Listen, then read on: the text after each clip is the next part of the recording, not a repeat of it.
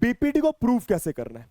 BPT का proof exam में बहुत बार पूछा जाता है, तो एकदम आराम से देखिएगा। प्रूफ थोड़ा सा लंबा है, अगर आपको आता है आप एक बार करिए मेरे साथ साथ, ठीक है। तो भैया हमें ट्रायंगल दिया है, हमें, मैं थोड़ा सा बड़ा ट्रायंगल ही बनाता हूं इसको। हमें एक ट्रायंगल दिया, जरा ध्यान देना, ए बी सी, है ना। हमें दिया है, आराम से प्रूफ देखो कैसे करना है।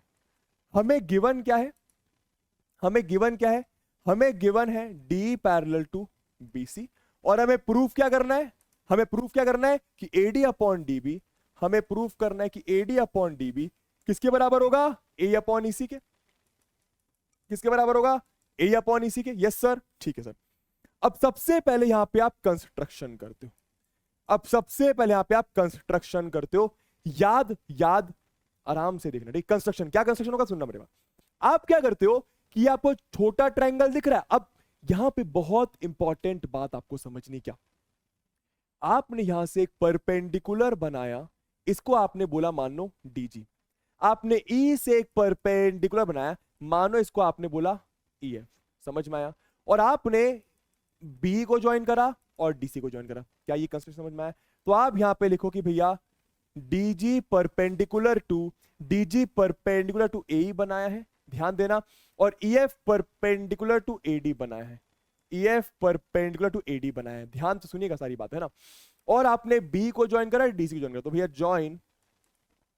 ज्वाइन बीई, इन सबके मार्क्स होते हैं, join BE and join and CD.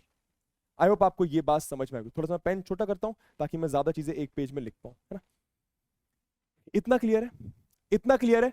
अब सुनना मेरी बात ध्यान से, ठीक है। जिसको हो गया बहुत अच्छी बात है, जिसको नहीं आता ध्यान से सुनना, ठीक है। अब आप करते क्या, आप एरिया वाले कॉन्सेप्ट को यूज करते हो, लेकिन उसके पहले आप मुझे बस यस और नो में एक चीज का आंसर करो। जो ये है, जो ये है, जो ये है, वो इसके परपेंडिकुलर है, यस और नो, यस और नो, हाँ सर।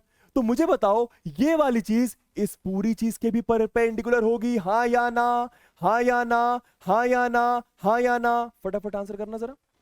फिर से बोलूंगा भाई, जो ये है वो, जो ये है वो इतना पार्ट के परपेंडिकुलर है, तो इस पूरे के भी परपेंडिकुलर होगा, हाँ या ना, हाँ या ना, हाँ या ना, हाँ सर। वैसे आपको समझ में आना चाहिए कि ये चीज इसके परपेंडिकुलर है, तो मुझे बताओ हाँ या ना में कि इस चीज को मैं इसके परपेंडिकुलर भी कह सकता हूं कि नहीं, इसके परपेंडिकुलर भी कह सकता हूं कि नहीं, या फिर इसके परपेंडिकुलर, यस और नो, यस और नो। सिंपल है ना। ये चीज इसके परपेंडिकुलर मैंने ड्रॉ करी है, तो वो इसके भी परपेंडिकुलर होगी, हाँ सर। अब ये क्यों बता रहा हूं, अभी आपको थोड़ी देर में समझ में आएगा। अब आप करते क्या हो जरा ध्यान देना, ठीक है। ऊपर वाला पिद्दू ट्रायंगल दिखाई दे रहा है, हाँ सर दिखाई दे रहा है। उस ट्रायंगल को लो, उस ट्रायंगल को लो। आपने लिया ट्रायंगल एडीई, आपने ट्रायंगल एडी लिया, और आपने मानो उसकी हाइट अभी आपने ली डीजी, उसके आपने डीजी ली। लगाओ इसमें एरिया का फॉर्मूला, क्या होगा भैया, area of triangle AD, area of ADE कितना हो जाएगा, आप सबको पता है, half base into height, base into height. तो हाफ बेस क्या है मेरी जान, बेस है एई, हाइट है डीजी, हाइट है डीजी। Okay sir. इसके साथ आप ये वाला ट्रायंगल लेंगे, कौन सा, ये वाला दिखाई दे रहा है, ये वाला क्या दिखाई दे रहा है, मेरे ख्याल से दिखाई दे रहा होगा। इसको मैं काम करता हूं, कॉपी कर लेता हूं। हाँ बहुत बढ़िया, ध्यान देना इधर, ठीक है, आराम से, ठीक है। आपको ये ट्रायंगल दिखाई दे रहा है, अरे हाँ, आपको ये ट्रायंगल दिखाई दे रहा है, हाँ सर दिखाई दे रहा है। इस ट्रायंगल का एरिया कितना होगा ये बताओ, इस ट्रायंगल का एरिया कितना होगा ये बताओ। बेस आप ईसी ही लोगे, पर हाइट आप डीजी लोगे, बस आपको ये बात समझ में आनी चाहिए। क्यों सर, ट्रायंगल की हाइट उसके बाहर कैसे हो सकती है, हो सकती है। आप ऐसा सोचो, मान ऐसा ट्रायंगल होता तो इस ट्रायंगल की हाइट में ये ले सकता हूं ना, नहीं ले सकता क्या भाई, इस ट्रायंगल की हाइट में ये बाहर ले सकता हूं ना, यस और नो, यस और नो, ले सकता हूं। बस आपको ये याद रखना है।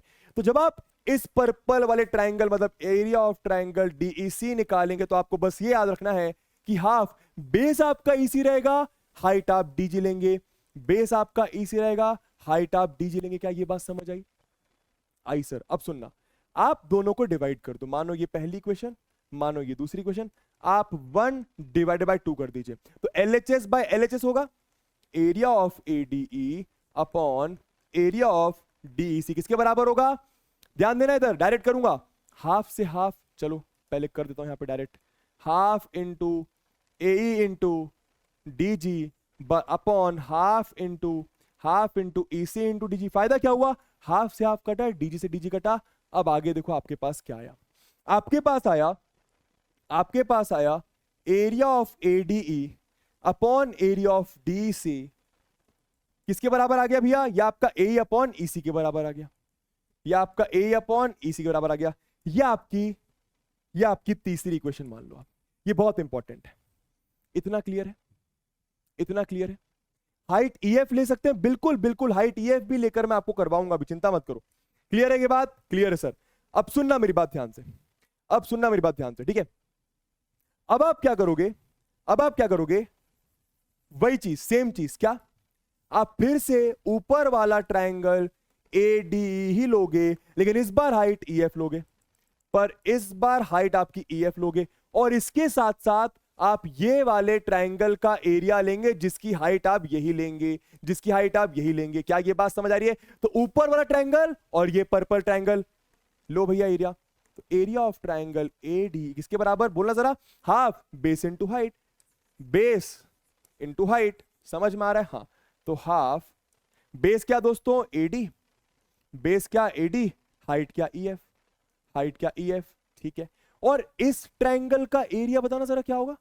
बेस आप इसी को मानो सर, पर यहां पे 90 तो कोई गिर ही नहीं रहा है, कोई बात नहीं, आप इसको ले लो, समझ गए। तो high area of triangle DEB की बात करो, एरिया ऑफ ट्रायंगल DEB की बात करूं तो हाफ बेस क्या है DB, बेस क्या है DB, और हाइट क्या है EF, हाइट क्या EF। अब दोस्तों मानो इसको फोर्थ इक्वेशन बोला, इसको फिफ्थ बोला, फोर्थ डिवाइडेड बाय फिफ्थ करो, क्या आएगा, फोर्थ डिवाइडेड बाय फिफ्थ क्या आएगा, area of ADE upon area of DEB किसके बराबर आएगा, हाफ से हाफ कट जाएगा, EF CF कट जाएगा, ये आपका AD अपॉन DB आ जाएगा। क्या ये बात समझ आई? ये आपकी सिक्स्थ इक्वेशन कह दो, ठीक है। क्लियर इतना, क्लियर इतना, क्लियर इतना। आगे बताऊं, आगे बताऊं, फिर से एक बार देख लो, फिर से एक बार देख लो मैंने क्या करा है, फिर से एक बार देखो मैंने क्या करा है। मैंने ऊपर वाला ट्रायंगल, छोटा ट्रायंगल ADE लिया, इसमें एरिया का फॉर्मूला लगाया, साफ साफ दिख रहा है, बेस हाइट, बेस हाइट। इसके साथ साथ मैंने ये पर्पल वाले ट्रायंगल का एरिया लिया जिसकी हाइट मैं DG लूंगा, तो half EC into DG, base into DG, base into DG, दोनों को डिवाइड करा, ऐसा कुछ आया। यहां पर भी क्या, छोटा वाला ट्रायंगल लिया, उसका एरिया निकाला, पर हाइट इस बार मैंने EF ली है, तो base AD, EF AD, EF AD। इसके साथ साथ मैंने ये पर्पल वाला ट्रायंगल लिया, इसकी हाइट मैं EF लूंगा, तो half base into height, base into height. Clear इतना? आगे बताऊं, क्लियर इतना? आगे बताऊं, ठीक है। लंबी सांस लो अब इधर देखो, हमारे पास आपको ये भी दिखाई दे रहा है ADE DEC, यहां पर लिख देता हूं मैं area of ADE, area of DEC is equals to कितना आ रहा था, A अपॉन EC। ये आपकी फिफ्थ इक्वेशन थी, ये आपकी फिफ्थ इक्वेशन थी। अब हमें प्रूफ क्या करना है, हमें प्रूफ करना है ये, हमें प्रूफ करना है ये। आप लोग बताओ ये कैसे आएगा, AD upon DB A upon EC के बराबर लाना है, मतलब इस इक्वेशन का RHS इस इक्वेशन के RHS के बराबर लाना है, इस इक्वेशन का RHS इस इक्वेशन के RHS के बराबर लाना है। तो मुझे बताओ RHS बराबर लाने के लिए क्या बराबर होना चाहिए, RHS बराबर लाने के लिए क्या बराबर होना चाहिए, बताइए। RHS बराबर लाने के लिए क्या बराबर होना चाहिए? बने रहो दोस्तों, बने रहो। मैं जानता हूं किसी किसी को यह आता होगा, कोई बात नहीं ना, सबको भी तो देखना है मुझे। LHS बराबर आना है, पर LHS कैसे बराबर आएगा? अगर आप ध्यान से देखो, LHS का न्यूमरेटर पहले से बराबर है भाई, area of triangle AD, area of triangle AD एक ही बात है। ये दोनों ट्रायंगल्स का एरिया आपको डायरेक्ट बराबर लिखना है। कैसे? ऐसे कि भैया एरिया ऑफ DEB बराबर है एरिया ऑफ DEC के। ऐसा क्यों? आपको इसका सिंपल रीजन क्लास 9 की थ्योरम है, इसका डिनोमिनेटर भी बराबर है, इसका मैं आपको रीजन देता हूं, इधर ध्यान से देखना, ठीक है दोस्तों। जो ये वाला ट्रायंगल है ना, जो ये वाला ट्रायंगल है ना, और जो ये वाला ट्रायंगल है, अगर आप ध्यान से देखो, ये दोनों जो ट्रायंगल्स हैं ये सेम बेस पर लाई कर रहे हैं, सेम बेस पर लाई कर रहे हैं, और बिटवीन सेम पैरेलल्स हैं। आप समझे? मैं आपको यहां पर ऐसे सिखा देता हूं, ये देखना जरा ध्यान से। ये वाला ट्रायंगल और ये वाला ट्रायंगल, ये दोनों ट्रायंगल का एरिया क्यों बराबर होगा? क्लास 9 की थ्योरम है कि भैया ये दोनों ट्रायंगल का बेस सेम है, मानो ये वाला बेस है, और बिटवीन सेम पैरेलल्स हैं, तो इन दोनों का एरिया बराबर होगा। बस आपको इतना यहां पर लिख देना है। क्या? क्यों एरिया बराबर भैया? Triangles having same base and between same parallels. बस यहां पे आपको इतना लिख देना है, आपका काम बन जाएगा। ठीक, अब मुझे एक बात बताओ, न्यूमरेटर पहले से बराबर था, डिनोमिनेटर बराबर हो गया, मतलब LHS बराबर LHS हो गया। देयरफॉर आप क्या लिख सकते हो कि area of ADE upon area of DB किसके बराबर है भैया? ADE upon DEC। Area of ADE upon area of DEC। अगर LHS बराबर LHS तो बस आंसर आ गया। इसकी जगह AD अपॉन DB लिख दो, इसकी जगह A अपॉन EC लिख दो। इतना कर दोगे 5 मार्क्स पक्के। लो भैया, बोर्ड एग्जाम में आपके 5 मार्क्स पक्के हो गए।